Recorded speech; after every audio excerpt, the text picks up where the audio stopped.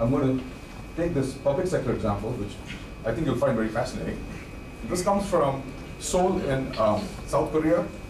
So the mayor of the city happened to be a pretty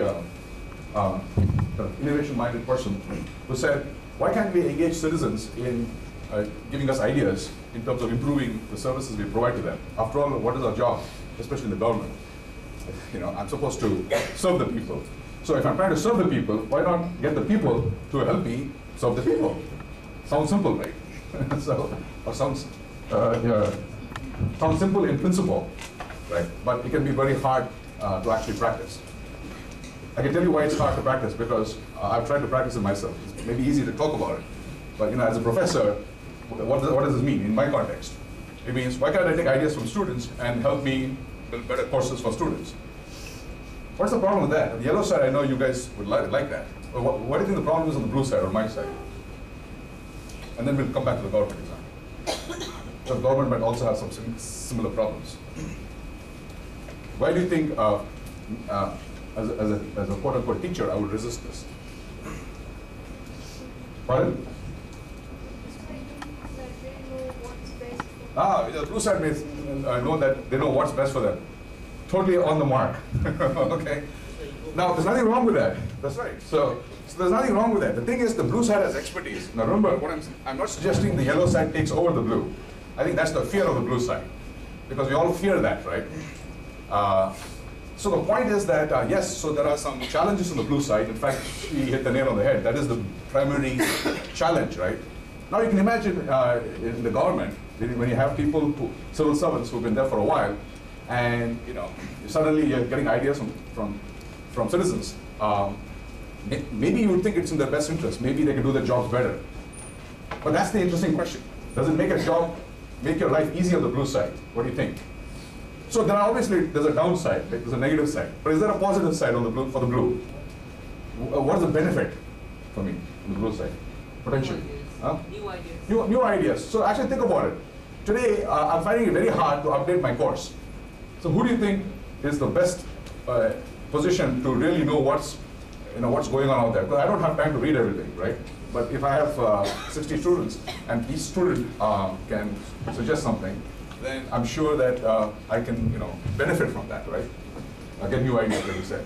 So by the way, anyway, that's what I do in my class. I also have a platform today. It's just about 3 years old, where students in my class submit ideas. Every class, before the class, after the class, and also talk about the experience of the class. And I think this is going to become the future model. We're not there yet by any means. And I think established blue schools will take a long time. So I was suggesting here that a school like yours, which is new, maybe you should start with a new model. Just some thoughts. I know the blue side is sitting here. So, so you might have some friction here pretty soon. But anyway, I think that's the point. And I think if you look across the world, I think most people are coming to the conclusion that we have reached this kind of state where if you don't do this, then you won't be able to sustain yourself because people's expectations are changing. So I don't think it's a choice, quite frankly. And I think the earlier you do that, the better off you'll be. It doesn't matter whether you're looking at government or private or social enterprise, it's all the same. But the point I want you to see as we go along is that you can actually do your job much better. That's the irony. I can tell you that once I started to become more open and I came to terms with it myself, even though I was talking about it, writing about it, when you do it yourself, it's different, right? Easy to talk, hard to do. But when you start doing it, then you realize, oh my God, actually, there's a lot of stuff that actually my life is actually becoming easier once I started figuring out how to actually do that. And students are having a more fun time. So everybody's winning. So what's wrong with that, right? In fact, that's great. But I think there is this gap in terms of getting there. Now, in the case of the government, you would imagine that on the blue side, there's a lot of resistance. And so the mayor, of course, faced a lot of resistance. But he did a very smart thing. What he did was, like the orange example, he said, we're not going to get ideas from citizens first. First is, we'll get ideas from all the employees. Other people like you in the company. So let's take the blue, people who work on the blue side, we'll make them yellow, right? And let's get ideas from them, from the own employees. So that's where he started. And I think when employees started giving ideas, what are they giving ideas about? Not how to improve our life as a citizen, but how to improve their life inside the blue. You see that? And what he found, which is very interesting, is they said, this is great, because you're improving my work life, my job experience, right? Then they said, wow. And then the mayor said, okay, see, you improve your life. Can we improve the citizen's life? But I will tell you, when I think if you had not done that, which I've seen many cases, people fail. Because the employees will also resist, because employees are also on the blue side, right? And the customers on the yellow side. So one practical tip there is maybe always start from the inside. And then people could relate to the fact that, if I did this, not only would the citizens have better experience, they could also see that it was in their own interest. Because in some sense, the employees they're both blue and yellow, right? They're actually blue, but they were treated as yellow for a while. So they understood how the yellow side will benefit. That's really the key in co-creation in terms of doing this. So I'm going to talk to you about when he opened it up to citizens. So in 2006, he opened it up to citizens. And it's called OSS, 10 million imaginations, because the population of Seoul is 10 million. So he invited every citizen, said it's open to all citizens, anybody can post an idea. But there's a catch. You cannot come and complain about how bad the service is. Sometimes you know that it's bad, right? So don't come and tell me what I already know, or maybe it's bad. But if it's bad, I want you to tell me how you can help improve it. So people have to suggest. So that's the first step, first stage, get the ideas. Then you have to actually, now there are millions of citizens, right? So you would expect a lot of thousands of people suggesting ideas. So on the blue side, they can't have now somebody sitting there and managing all of this. So they said the best way to manage this is let the people manage it themselves. And actually people like to do that. So every citizen has to actually go and vote on every other person's idea and say, is this idea good? And you have to actually discuss the idea. And you have to prove your idea with the other people first, before the blue side even considers it. Same thing is the orange case, which is important. Which I learned, and I do in my class. So if a student puts, I say, what do the other students think first? Because other students might say no, and so it really depends. That doesn't make sense. Oh, I like this idea better than that idea, not no. One is better than the other. So there's an online discussion where people actually have a discussion about ideas among the people. Now the blue side is watching all of this, and then they take some of those ideas. So they get about 1,000 ideas per month. They actually filter some of the ideas, about 120 ideas per month get actually discussed online and starts to get examined. And then in the process, it goes down to about 40 ideas. Because another thing that happens is that the yellow side doesn't know the word of the blue.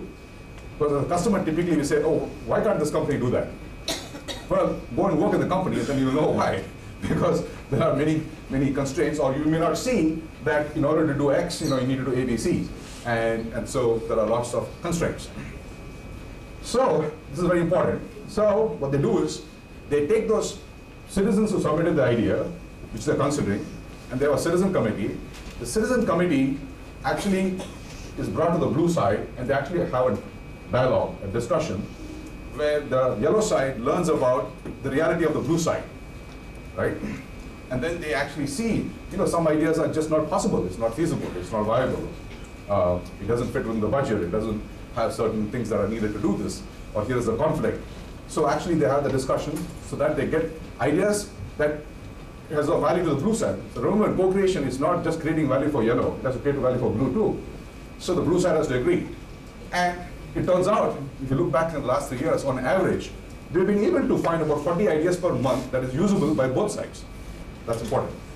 Okay? Then what happens is, they have, so this is discussed offline. Then they go online, and then the person this is a citizen who has an idea, actually then presents. So now there are like, from 40 it goes down to 6 ideas. Okay? Now it's like Indian Idol. You have 6 participants, okay?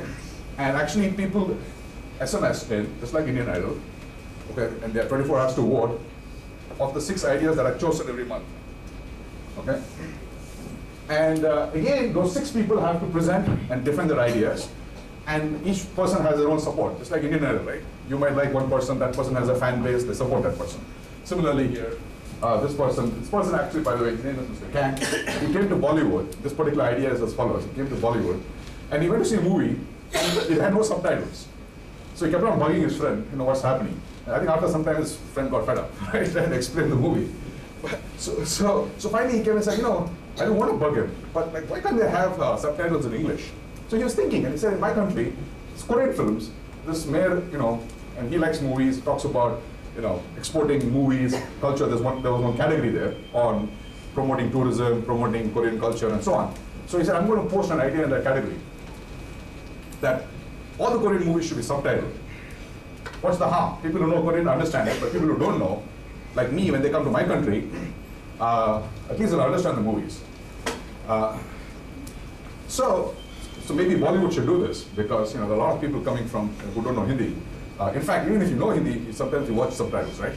so I think this is an idea even people in India could use to actually increase popularity of Bollywood. It's pretty popular already, make it more popular.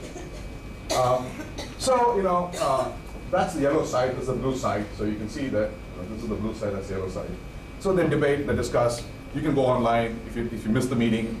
In Korea, you get TV on your phone in Seoul, so you can actually vote right there. You can watch it, and you can go and if you missed it, it's there for 24 hours.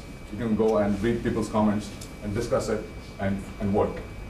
And the ones that, by the way, from the meeting, the ones that they didn't pick, they actually have all the ideas archived. So you can actually go and see why did the committee reject a particular idea. Maybe, and they say what are the things. And they say, if these things can be solved, then we are happy to look at the idea again. And actually some people come and say, yeah, I have a possible solution for that. And then they come and, so the ideas can actually come back again, okay? So what is interesting is out of 10 million people, this is what I find totally fascinating. As of May 2009, so over a year ago, 4.25 million people had participated out of 10 million. That's about 40% participation. So obviously, it must have some value for the yellow side. I don't think people participate, they don't have value, right? Whatever the value might be. We've got about 32,000 ideas.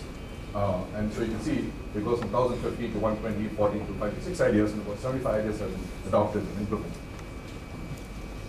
So anyway, so that's kind of, so what is co-creation? So what you're really saying is co-creation is about individuals, any stakeholder, and enterprises, private, public, social enterprises, creating value together. And how do they do that?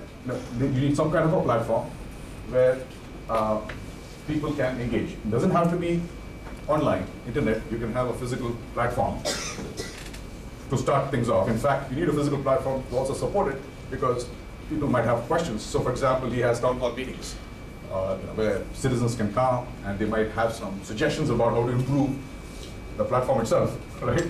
Say, why don't you have this discussion board? Why don't you have this? Or it's hard for me to, why can't somebody summarize an idea, or whatever it is. So he gets lots of inputs to improve the design of the OSs itself. And what we're really saying is, you can improve human experiences through this process, and anywhere in the system. So it can be inside the company, it can be outside, doesn't matter. Or across companies, you can apply this anywhere, including inside your home. In fact, I always get emails from someone saying, now I practice cooperation with my son and daughter. Oh, in what way? Oh, they're young, like you said, this thing. First we resisted the use of cell phones in school and things like that, what's going on, right? But now they wanted a Facebook account, so now I can, have conversation. Now I actually find that I actually know what they're doing because I have access to their account. So actually it's transparent. So there are 4 principles in co-creation. One is you must have transparency among all parties. Okay, people must have access. Okay, so transparency, access. Third one is dialogue is important. And the last one might be a little bit hard to grasp. I call it reflexivity, REFLEXIVITY. You can Google it and find out what it means. But basically, reflexivity basically means feeding back on itself. So